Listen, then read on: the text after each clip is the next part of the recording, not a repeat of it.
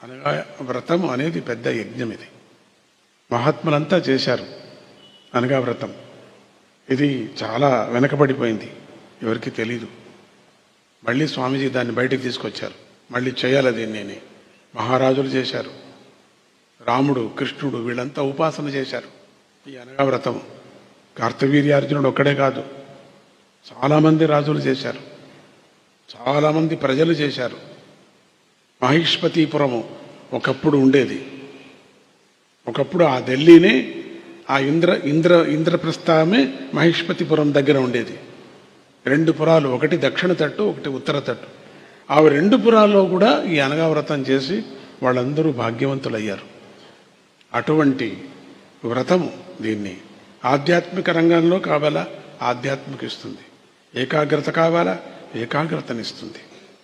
సంపత్తు, ఆరోగ్యము, జ్ఞానము ఏం కావాలా, భక్తితో చేయాల. యంత్రంగా చేయకూడదు. భక్తి. అక్కడ ఈశత్వం, వశత్వం ఉన్నారు. అక్కడ పిల్లలు అక్కడ ఉన్నారు. వాళ్ళందరూ అష్టసిద్ధులు. మాకందరికీ అష్టసిద్ధి కావాలి మనకు అనే రూపంతో మీరు చేశారంటే మీకు సంపత్తు, మీకు జ్ఞానం మీకు కలుగుతుంది. నది దగ్గర చేస్తే ఒకరికి 100 రెట్లు ఎక్కువ వస్తుందన్నారు. ఇంకెక్కడ చేసుకోండి. ఒక్క వ్రతం చేస్తే అక్కడ ఒక్కరికి 100 రెట్లు వచ్చాయని చెప్పారు. 100 కౌంట్స్ వస్తుంది. అంతకన్నా మీకు దగ్గరుండే ఎవరికీ లేదు అటువంటి అవకాశం.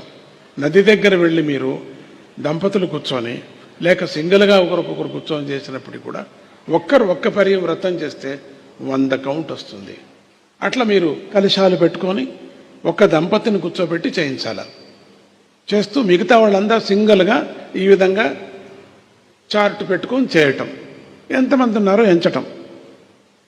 ఎంతమంది ఉండాలని ఎంచిన తర్వాత ఆరతి అయిన తర్వాత అంతమందికి ఒక్కొక్కరికి ఒక్కొక్క 100 కౌంట్ లెక్క పెట్టుకోండి. ఎప్పటికీ నది, గిరి, జరి, మరి సముద్రం, తటాకము. తటాకం అంటే చెరువు, లేకు, సహజమైనటువంటి లేకు. తటాకము, గిరి, జరి.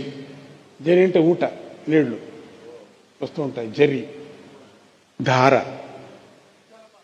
జలపాతం, ధార. తర్వాత సముద్రం. తర్వాత ఒడ్డున. అంటే దాని పేరు చెప్పుకొని ఇక్కడ కాదు చేసేది, దగ్గర వెళ్ళి చేయాల. తర్వాత ఋషి ప్రతిష్ట క్షేత్రం. ఋషి ప్రతిష్ట క్షేత్రం. ఇవన్నీ కూడా అత్యంత ముఖ్యమైనది. 100 వస్తుంది, కౌంట్ వస్తుంది. ఋషి ప్రతిష్ట క్షేత్రం అంటే 18 పీఠాలు. సముద్రం ఒడ్డు దగ్గర, నది దగ్గర, జరి దగ్గర, జలపాతం దగ్గర, గిరి పైన అంటే కొండపైన ఈ క్షేత్రం ఋషి ప్రతిష్ట క్షేత్రం. స్వయంభూ ఋషి ప్రతిష్ట క్షేత్రం. ఈ క్షేత్రాల దగ్గర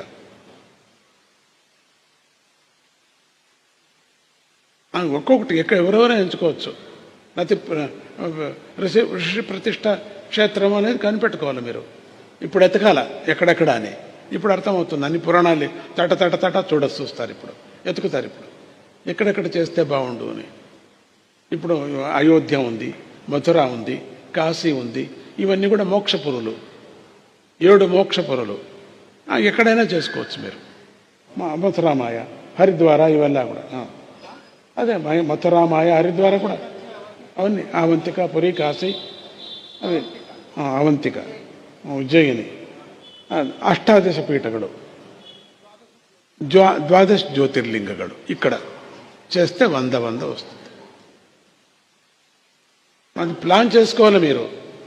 12 జ్యోతిర్లింగానికి వెళదాం పదండి అని ఒక బస్సు, ఒక 4-5 బస్సులు వేసుకొని వెళ్ళి అక్కడ చేసి అక్కడ చూసినట్టు అవుతుంది. లోకలను కలుపుకొని అనగా వ్రతం చేసేసి ఇది ఒక పెద్ద హ్యాబిట్ అయిపోతుంది జనానికి. చేయాల. పంచామరాలను చేసుకోవచ్చు.